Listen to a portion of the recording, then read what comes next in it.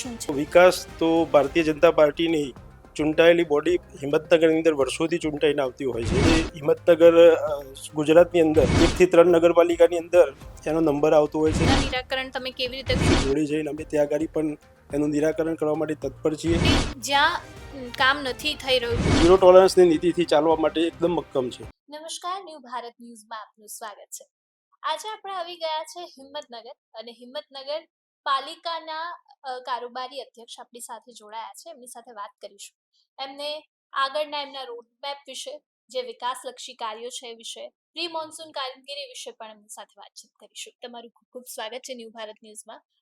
સૌથી પહેલો સવાલ કે જે નગરપાલિકાનો આગળનો જે રોડ મેપ શું છે અને તેમની પ્રાયોરિટીમાં કયા કાર્યો તમે કરવાના છો? પહેલા તો આપને જે ન્યૂ ભારત ચેનલ ના તમે જે અમારું ઇન્ટરવ્યૂ લેવા હિંમતનગર શહેરના વિકાસના કામોને લઈને આવ્યા છો તે બદલ આપનો પહેલાં હું ઋણી છું, આભારી છું. અત્યારે હાલ ચોમાસાનો પહેલો વરસાદ હિંમતનગરની અંદર પડ્યો ત્યારે અમે નવા ચૂંટાયેલા સૌ સદસ્યશ્રીઓ અને પ્રમુખ ઉપપ્રમુખ કારોબારી સૌ ચેરમેનશ્રીઓ પ્રથમ ચોમાસાની અંદર જે જૂના કામો થઈ ગયેલા હતા, જે સ્ટોમ વોટર હિંમતનગરની અંદર નવી જે સ્ટોમ વોટર નખાઈ હતી, જે પ્રથમ ચોમાસાની અંદર સ્વાભાવિક રીતે એ સેટલ થઈ હતી, પણ 24 કલાકની અંદર નવી બોડી લોકોના પ્રશ્નો સામે પબ્લિકની વચ્ચે ચોમાસામાં જઈને અને એ 24 કલાકની અંદર નિરાકરણ લાવેલ છે. નવા ડીવોટરિંગ પંપ 5 નવા વસાયેલા છે. એ સ્ટેન્ડ બાય અત્યારે અમારી ટીમ મોન્સૂનની કામગીરી માટે એકદમ તૈનાત છે.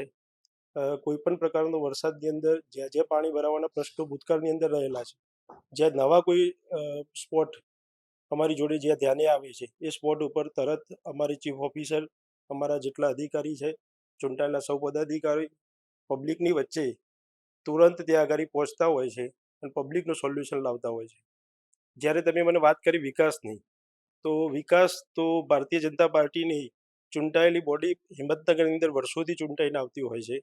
એ અવિરત કોઈ પણ અમારી બોડી હોય છે, એ અવિરત હિંમતનગર નગરપાલિકા એ હિંમતનગર ગુજરાતની અંદર 1 થી 3 નગરપાલિકાની અંદર એનો નંબર આવતો હોય છે. સ્વચ્છતામાં પણ હિંમતનગર નગરપાલિકા અવ્વલ નંબરે બ વર્ગની નગરપાલિકામાં નંબર મેળવેલ હતો.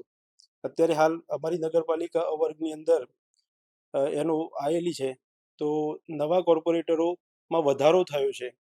એ પછી અમે જે હિંમતનગરની સુખાકારી માટે જેટલા ટીપી રોડો પેન્ડિંગ પ્રશ્નો છે, એ કોર્ટની અંદર હોય અથવા તો નવા ખોલવાના બાકી હોય, એ ટ્રાફિકની સમસ્યાને લઈને એ અમે ઝડપીમાં ઝડપી એ ટીપી રોડો નજીકના સમયમાં ખોલવાના છીએ, નવા રોડો બનાવવાના છીએ. એ સિવાય મોતીપુરા સર્કલ ડેવલપમેન્ટ, મહારાણા પ્રતાપની પ્રતિમા હોય ત્યાંથી ચાલુ કરીને એન્ટ્રન્સ ગેટ, આઇકોનિક રોડ, ખેડ દસિયા રોડ બનાવવાનું પ્લાનિંગ, કેનાલ રિવરફ્રન્ટ રિવર અમારી હાથમતી છે, હાથમતી નદીના રિવરફ્રન્ટનો પ્રોજેક્ટ હોય, એ અમારા માનનીય ધારાસભ્યશ્રીએ આ વિષયમાં ખૂબ એગ્રેશન લઈ અને સરકારની અંદર રજૂઆત કરીને એની ફાઇલ મૂકેલી છે. જ્યારે પાસ થઈને એનું ટેન્ડરિંગ થઈને એની કામની શરૂઆત પણ ટૂંક સમયની અંદર થઈ જશે.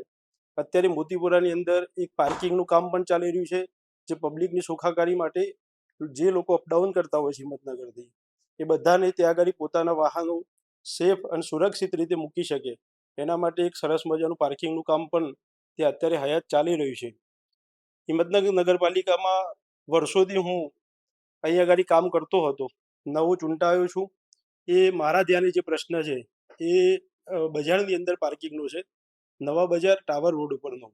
એ આવનારા સમયમાં ત્યાં આગળ મલ્ટી લેવલ પાર્કિંગ કરવું એવું અમારી બોડીએ નક્કી કરેલું છે. આવનારા દિવસમાં એનો ઠરાવ પણ કરીશું, સરકારની અંદર માગણી પણ કરીશું. અને એ બજારને જાગતું રાખવા માટે જૂના બજાર બધા જ ત્યાં આગળ વેપારીઓ સારી રીતે વેપાર કરી શકે એના માટે પાર્કિંગની સુવિધા અમે ત્યાં આગળ પૂરી પાડવાનું આયોજન કરી રહ્યા છીએ. એ સિવાય બજારના જે પેન્ડિંગ પ્રશ્નો વેપારીઓ માટેના હશે, એ પણ અમારી નવી બોડી વેપારીઓ માટે સુગડ સારા વ્યવસ્થા કરવા માટે ખૂબ તત્પર છે. પબ્લિકની સુખાકારી માટે અત્યાર સુધી તમામ બોડીએ કામ કરેલું છે. અમારી બોડી પણ આ જ કામ ઉપર આગળ વધવા માટે એકદમ તત્પર છે. અને આવનારા દિવસોમાં જ્યાં જ્યાં કોઈ પ્રશ્નો આવશે, જે અમારા ધ્યાને કોઈ વિષયો આવશે, એ વિષયો ઉપર અથવા એ કામો ઉપર અમે ત્વરિત આ બોડી કામ કરવા માટે ઝીરો ટોલરન્સની નીતિથી ચાલવા માટે એકદમ મક્કમ છે. તેની સાથે હું એક પ્રશ્ન કરીશ કે આજુબાજુના જે ગામ છે એમાં એની જે મેઇન હોસ્પિટલ કહેવાય એ હિંમતનગરમાં સિવિલ હોસ્પિટલ આવેલી છે એને લઈને બી ઘણી વખત ઘણા પ્રશ્નો ઊભા થયા છે તેની સ્વચ્છતાને લઈને અને આસપાસ જે ગંદકી છે એને લઈને, તો એના વિશે આવનારા દિવસોમાં શું કામગીરી થશે? તમારા દ્વારા મને પ્રશ્ન પૂછવામાં આવ્યો આરોગ્યને લઈને અને સિવિલ હોસ્પિટલનો. ખૂબ સારો પ્રશ્ન છે કે સિવિલ હોસ્પિટલ માનનીય પૂર્વ ગૃહમંત્રી અમારા પ્રફુલભાઈ પટેલ સાહેબના વખતે આ હોસ્પિટલ બની હતી. નરેન્દ્રભાઈ મોદી સાહેબનું પણ એક સપનું છે કે અંત્યોદય સુધી દરેક વ્યક્તિને આરોગ્યની સુખાકારી, ગરીબ વ્યક્તિને મફતની અંદર ઈલાજ, કોઈ વ્યક્તિ એનાથી પીડાઈને પૈસાના લીધે મૃત્યુ ના પામે એના માટે થઈને આ સિવિલ હોસ્પિટલ નવી બનાવેલી છે. એ સિવિલ હોસ્પિટલના ટૂંક સમયની અંદર જે પણ કંઈ નાના મોટા પ્રશ્નો હશે એ અમે ધ્યાન ઉપર અમે ત્યાં વાત કરીશું. અને જે અમારા ધ્યાને કોઈ પ્રશ્ન આવશે આરોગ્યના ત્યાં સુખાકારી માટે કોઈ પણ પ્રશ્ન હશે ત્વરિત એનું સોલ્યુશન લાવવા માટે નગરપાલિકાના સૌ અધિકારીશ્રીને અમે સૂચના પણ આપીશું. જોડે જઈને અમે ત્યાં આગળ પણ એનું નિરાકરણ કરવા માટે તત્પર છીએ. વાત થાય પાણી ભરાવાની અને મચ્છરની, તો ત્યાં આગળ ફોગિંગની કામગીરી અને ત્યાં પાવડર નાખીને મચ્છરો દૂર થાય એના માટે પણ સરકારશ્રીની ગાઈડલાઈન મુજબ ત્યાં કામગીરી આરોગ્યની ટીમ અમારી કરી રહી છે. પાણીની અંદર આવનારા દિવસોમાં જે ભરાતું હશે ત્યાં આગળ અમે સ્ટ્રોંગ વોટર નાખીને એ પાણીના નિકાલ માટેની પણ વ્યવસ્થા આગળના દિવસોમાં ઊભી કરીશું. એ સિવાયની સ્વચ્છતામાં સિવિલની પ્રિમાઇસીસ ત્યાં આગળ એમના જે અધિકારીઓ અને તેમનો સ્ટાફ હોય છે એના અંડરમાં આવતી હોય છે.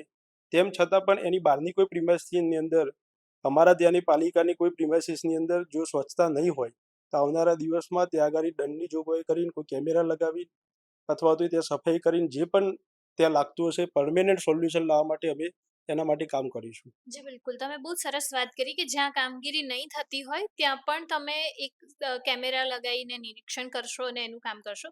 તો તેની સાથે સાથે એ પણ જણાવવું છે અને જનતાને પણ કે જ્યાં કામ નથી થઈ રહ્યું કે જ્યાં એમને પ્રશ્ન છે તો એ પ્રશ્નો તમારી સુધી જે પહોંચી રહ્યા છે તો એના નિરાકરણ તમે કેવી રીતે કરશો અને તમારી જનતાને તમે શું એક સંદેશ આપવા માંગો છો?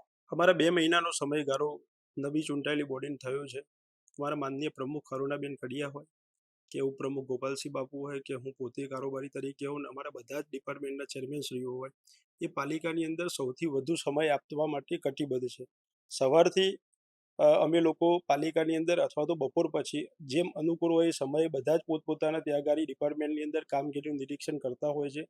ત્યાં પબ્લિક પણ પ્રશ્નોનું ત્યાં આગળ લઈને આવતી હોય છે. એ પ્રશ્નોનું નિરાકરણ કરવા માટે તમામ વિભાગના ચેરમેનશ્રીઓ પણ રૂબરૂ વિઝિટ કરવા માટે પણ જતા હોય છે. હું પોતે પણ જ્યાં ત્યાંને કોઈ મોટા પ્રશ્નો આવતા હોય છે કે જે પાણી ભરાવાના પ્રશ્નો હોય, આવનારા દિવસમાં ક્યાં સ્ટ્રોંગ વોટર નાખવાની જરૂરિયાત છે, શું મેજર પ્રશ્નો છે, એના માટે વિકાસના લઈને સરકારની અંદર કોઈ દરખાસ્ત મોકલવાની હોય તો રૂબરૂ સ્થળ તપાસ કરીને અમારા અધિકારીઓ પણ જતા હોય છે.